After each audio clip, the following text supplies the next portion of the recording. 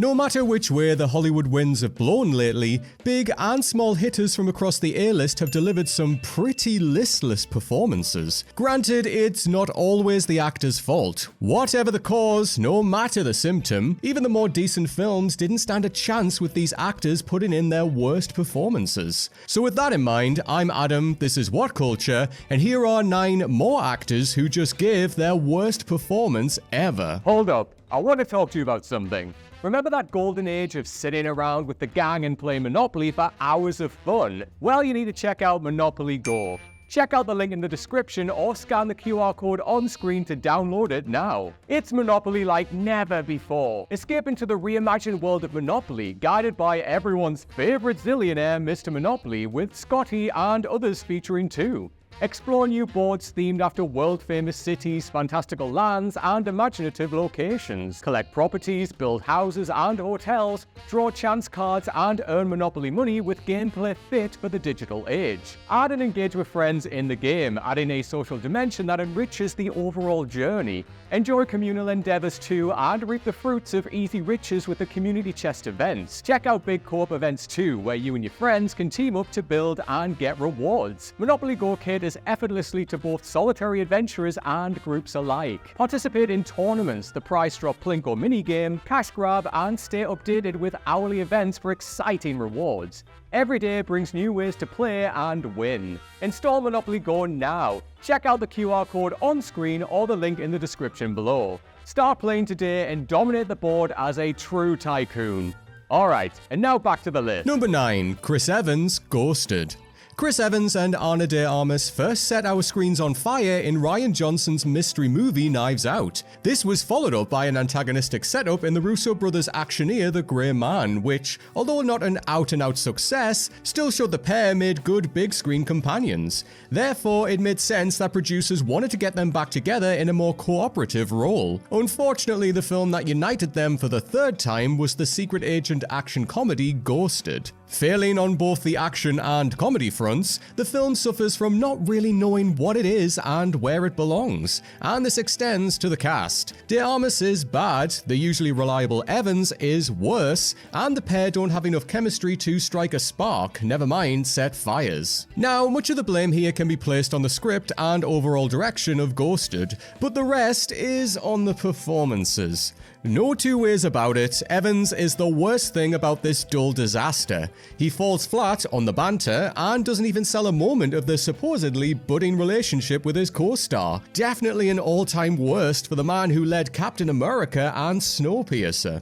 Number 8. Harry Styles, My Policeman. It's fair to say that Harry Styles is really only at the beginning of his acting career, with Dunkirk, Don't Worry Darling, My Policeman, and a cameo in Eternals as Eros under his belt. In his small amount of acting, however, he has demonstrated that in the right role he can actually shine. But in a more dramatically challenging role, the limitations of his range really begins to show, which is evident from his performance in My Policeman. Styles plays Tom, a closeted policeman in late 1950s England who falls in love with Patrick and Marion in a complex love triangle. But the implied anxiety and struggles his character faces are lost in a monotone performance of flat line delivery. Seriously, it's like he's just reading from the page for the first time. David Dawson absolutely carries the scenes he shares with Styles, and it's very difficult, if at all possible, to buy Tom's innocence as anything but disinterest from Styles. Studios will continue to build his acting career because, hello, it's bloody Harry Styles,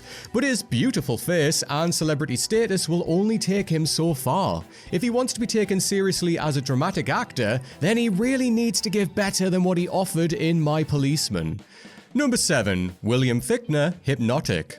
Once a director you could comfortably mention in the same breath as Quentin Tarantino, Robert Rodriguez has spent the bulk of his career since the 90s creating a pretty uneven filmography, with highs in Once Upon a Time in Mexico and lows in Sin City, A Dame to Kill For. His recent effort Hypnotic sadly falls into the latter bracket, taking us into a sub-Matrix world where illusion and VR reign supreme. Despite having Ben Affleck in the lead role, who can, if nothing else, definitely put in a performance and pull serious numbers, the film is uninspired, confused, derivative, and, well, just really dull. Fickner stars opposite the ex-Bat as Delrain, a gifted hypnotic who knocks over banks, takes no prisoners, and has something to do with the disappearance of Detective Danny Rourke's son. Fickner is an old hand at this kind of role, but that is precisely what's wrong. He spends the film sleepwalking through a part he's played 100 times before. But it's not all on him. The script is thin, the dialogue stiff, and every actor on screen suffers as a result. Number 6. Amy Adams' Disenchanted.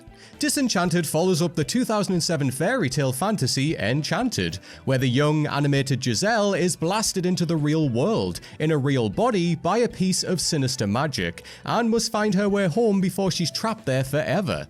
Naturally, she found her handsome prince in the form of divorce attorney Robert Phillip, and opted to stay, signing off with a happily ever after. Well, almost. Disney has never been afraid of resurrecting an old property to profit off the back of the name and brand recognition, and so the House of Mouse dug up the bones of this moderate success story to put together a jangly sequel it could release straight to streaming. The sparkle of the first film is gone, along with its originality, and though Adams returned for an as of yet undisclosed sum, Disenchanted finds her at a career low. Almost totally at odds with the role that she's playing, her performance feels weighed down by something, as if she herself has lost the magic. But don't say the title didn't warn you.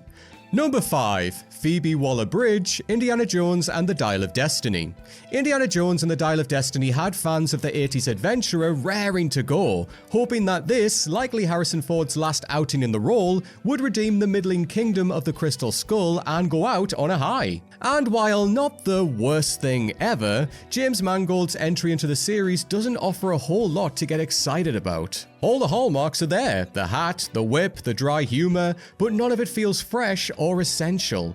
Least essential of all, though, is Phoebe Waller-Bridge's Helena Shaw, Indy's goddaughter and a slippery grifter to the core. More interested in getting her own way than sincerely engaging with the history old Dr. Jones is interested in. Having already succeeded on stage and television to a significant degree, a career low for Waller-Bridge isn't as damning as it sounds. Nevertheless, she brings a deep smugness to a 2.5-dimensional part in the Dial of Destiny. That only serves to highlight the inadequacies in the plot and character motivations. No doubt designed to remind us of the savvy and street-smart Marion from Indy's first adventure, Waller-Bridge's delivery is instead smarmy to a fault. And to you that's watching, let's balance this out just a little bit. Why don't you let us know down in the comments of your favorite recent movie performance? And while you're there, you know the usual drill, make sure you give us a like and a subscribe. Number 4. Shawnee Smith, Saw X. Despite Saw's self-proclaimed final chapter coming around in 2010, the splatter franchise has lived on in various spin-offs and prequels since.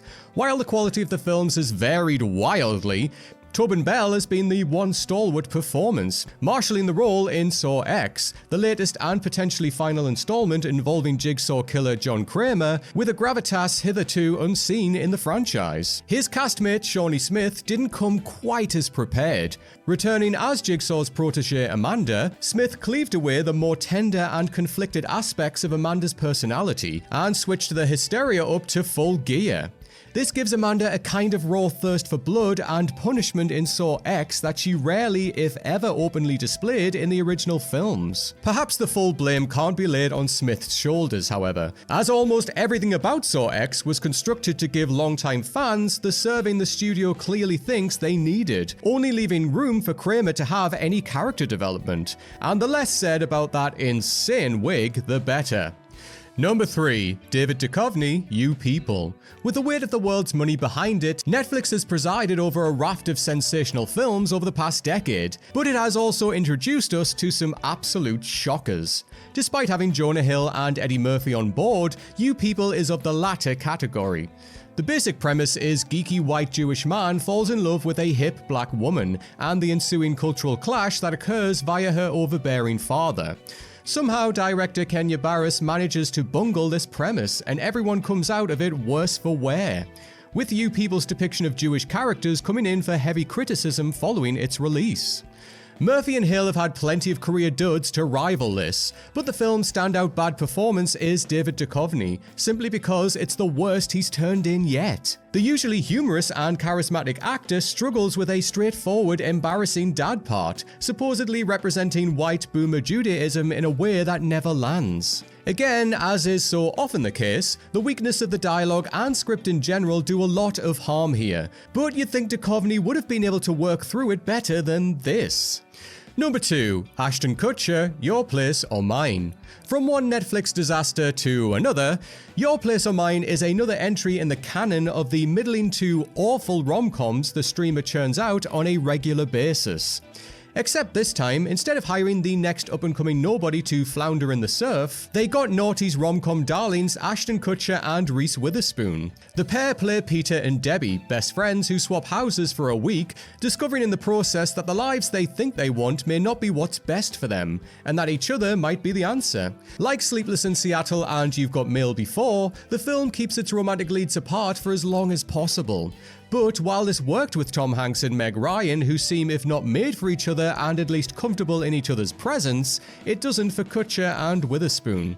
Their long-distance interactions and screen time together speak not of two friends of 20 years, but of an awkward couple who have been forced together for someone else's amusement, probably ours.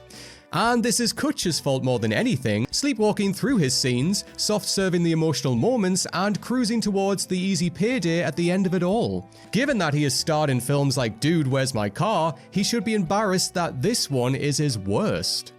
Number 1. Megan Fox, The Expendables 4. With nearly a decade since the previous installment in Sylvester Stallone's all-action, guns and muscle film series, it was high time for another Expendables. The world and filmmaking have moved on since 2014, and there was a real opportunity to comment on this, lampooning the 80s action hero in a new light while bringing on some young stars of today and tomorrow. But no. Stallone instead brought together the remaining fragments of the old team, or basically anyone he could get to still run around dodging bullets and explosions, and a host of new martial arts star villains, as well as 50 Cent, Andy Garcia, and Megan Fox. Inhabiting a similar yet more physically involved role to the one Charisma Carpenter had in the first couple of films, Fox is Lee Christmas's on-again, off-again girlfriend and new leader of the Expendables team. Not known for her action chops, the decision to bring Fox on board jars with the premise of the series, to bring together action legends in one film. Delivering lines throughout as if she's reading them for the very first time, the ex-Transformers star stuck out as hammy and unconvincing in a film series that is supposed to thrive on being hammy and unconvincing.